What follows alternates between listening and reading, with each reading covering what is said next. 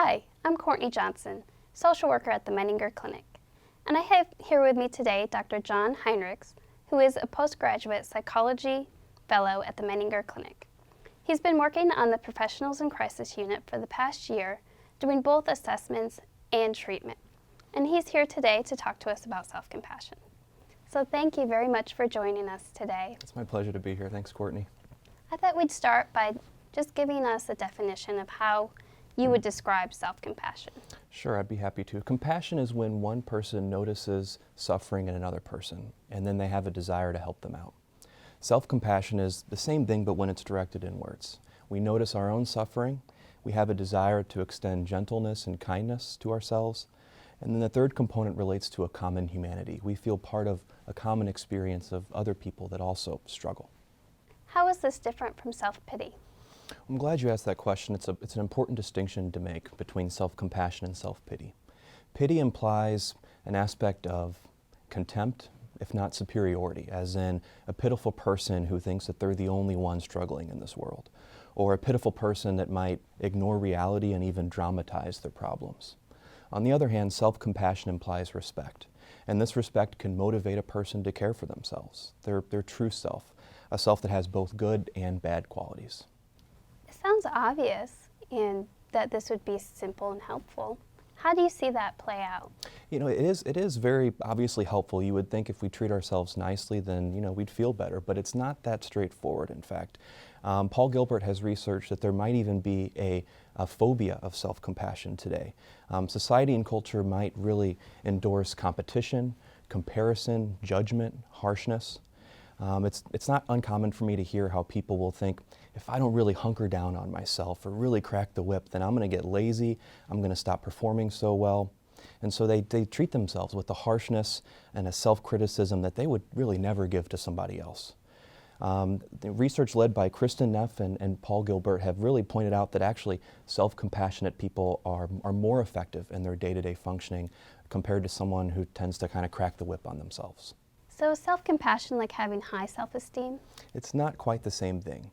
Self-esteem refers to how much a person values themselves, and this is based on maybe personal standards or comparisons with another person.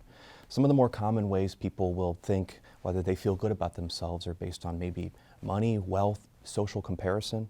A person will usually kind of work towards these goals in their life thinking, well, if I get this job, or if I get this raise, if I get married, if I know this person, if I have a healthy body, maintain a perfect weight, whatever it might be, they might think, well, then I'll start to feel good about myself. Sometimes that's the case, but there's a caveat there. Oftentimes that's dependent on success. It takes time, it might take luck, you might have to know the right people. Sometimes it's against our genes or our social environment.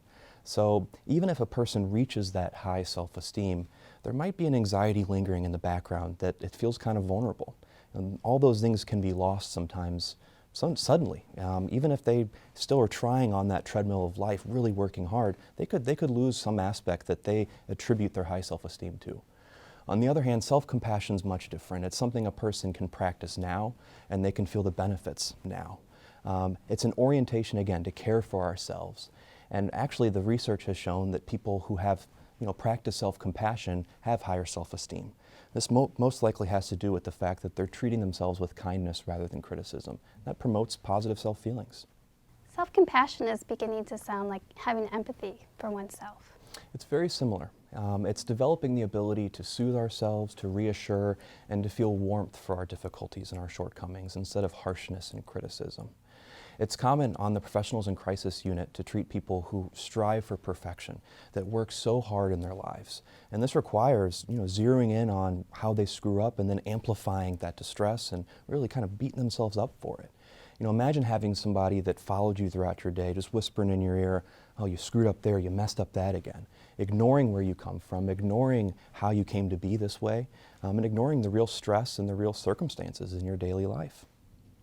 I imagine that could really beat somebody down to the point where they can't even feel happy or proud or calm, maybe even leading to depression or anxiety. That's actually what the evidence has been showing. And if you think developmentally where this might come from, A child grows up into this world and they have honest struggles with day-to-day life or their own limitations. If they're reacted to those struggles with shame or with punishment, criticism, they begin to feel fraudulent, like an imposter, like there's something wrong with them. Maybe they don't even think that they deserve compassion, they don't deserve love, understanding, and they don't accept themselves for the imperfect person that they are. Then again, they have this kind of me versus them attitude. I hide my shortcomings, I feel more alone in my problems because I won't really show how I struggle. And then that can brew competition, comparison, judgment, harshness. That's kind of how it develops across a person's lifespan. And it's actually really common for me to find that problems in self-compassion and a denial of self-compassion have to do with attachment trauma. A person might think, well, self-compassion is self-pity. And this is similar to blurring the line between confidence and arrogance, or effective work performance and overworking towards perfection. I imagine you see that quite a bit on the professionals in crisis unit. Yeah, and a lot of the other units as well. You know, this is common for people to struggle with, you know, to think, I need to really hunker down, I need to be hard on myself, otherwise I might fall apart. So how does one actually do self-compassion? Well, the short answer is practice. The researcher has broken it down into 3 areas that you need to practice. The first one is called mindfulness. The second one is called self-kindness. And the third one relates to common humanity. Okay, and would you be willing to expand on those topics? Maybe we could start with mindfulness. Absolutely. Mindfulness has to do with having a receptive mind state, stepping outside of one's mind, taking a meta perspective on what's going on internally. You know, what are we thinking? What are we feeling? What are the physical sensations that we have throughout the course of a day? And especially during periods of self-criticism. If you can practice mindfulness, a person can gain perspective and objectivity over what's going on, and they feel less caught up that their thoughts are reality, that their feelings are really true. Imagine having an addiction that you've been trying to ignore for quite some time, or having sadness in the background, suicidal thoughts popping in and out of your mind, and just trying to ignore that. Or, you know, just trying to focus on work problems and ignoring family problems. This is really common for a person to zero in on what they think is the problem, but objectively losing really what's going on in the background in their mind. You know, we can't really treat what we don't see, and mindfulness is a tool that helps us look at the problem so that then we can use some of the other components of self-compassion. Okay, it sounds like mindfulness could be summed up by one looking at their own emotions or thoughts without judgment. Absolutely. It's a great summary. To help them move forward. Okay, and what about self-kindness?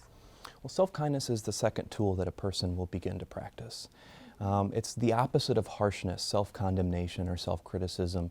It's extending our self-kindness, understanding, gentleness.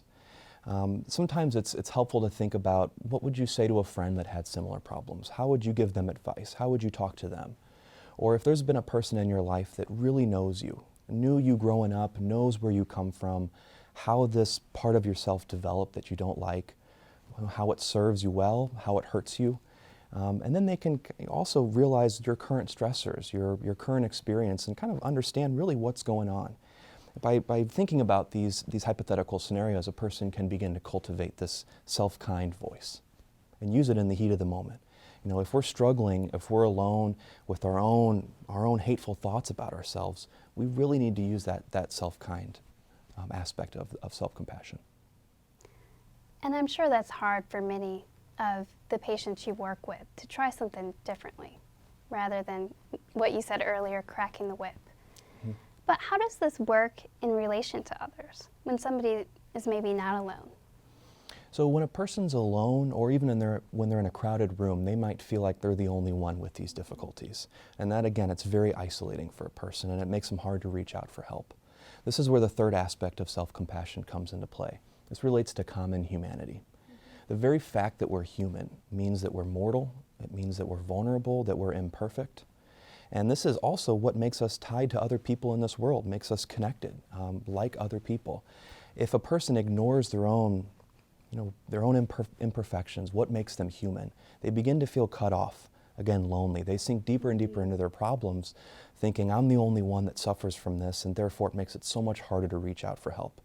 Group psychotherapy is a great tool that helps people recognize, hey, they're part of a larger human problem where everybody struggles. And the common humanity aspect is just very powerful for helping a person begin to reach out. And what has the evidence shown regarding when using self-compassion and really integrating these three components? Well, self-compassion has historical roots in Buddhism and Christianity. But like I said earlier, Krista Neff and Paul Gilbert have, among others, have amassed a body of scientific evidence that shows self-compassion actually has a lot of positive effects. First off, theory proposes that self-compassion deactivates the threat system, or the fight or flight system, and activates the self-soothing system, often called the friend and befriend system. Empirical studies show that higher levels of self-compassion have been associated with greater life satisfaction, social connectedness, self-determination, self-concept accuracy, and more self-control when confronting daily life events. Self-compassion has also been associated with less anxiety, depression, rumination, thought suppression, and even perfectionism. They also report equally being liked and liking themselves. Lastly, self-compassion reduces contempt towards our shortcomings, helps us feel less isolated when we screw up, and decreases the amount of time deliberating or obsessing about our errors. So what could a person in psychotherapy expect who's attempting to cultivate self-compassion? Well, first a person's going to be practicing mindfulness. Learning their thoughts and emotions and their physical symptoms when they're zeroing in and hunkering down on this side that they don't like about themselves. And then also to cultivate this voice of self-kindness and learn about humility and just overall common humanity. A person can use something that's called a compassionate letter. I'm usually a little bit weary about some gimmicks in psychotherapy, but this one I found is particularly powerful if a person takes time and real authenticity of looking at where this problem came from. Now, the self-compassion letter has three different aspects. First, you want to identify the target problem. What is it that a person really doesn't like about themselves? Second, they write about what occurs in their body and their mind and their heart when they recognize this shortcoming. And lastly, they write a letter that just describes how this developed from the perspective of a compassionate friend. How did this problem develop, usually out of self-protection or survival, and then how does it carry forward in their life? How does it currently help them? How might it hurt them? And then what do they think that they can do about it in the moment when it starts up again? Overall, this can really help a person tap into this voice of self-compassion and then experience the benefits that the research has highlighted. I really appreciate your time with us today, Dr. Hinrichs, and I'm sure you've been very helpful to many of your patients, and I hope this can be a useful tool for many others. It's been great talking about it. Thanks for having me, Courtney. Mm-hmm.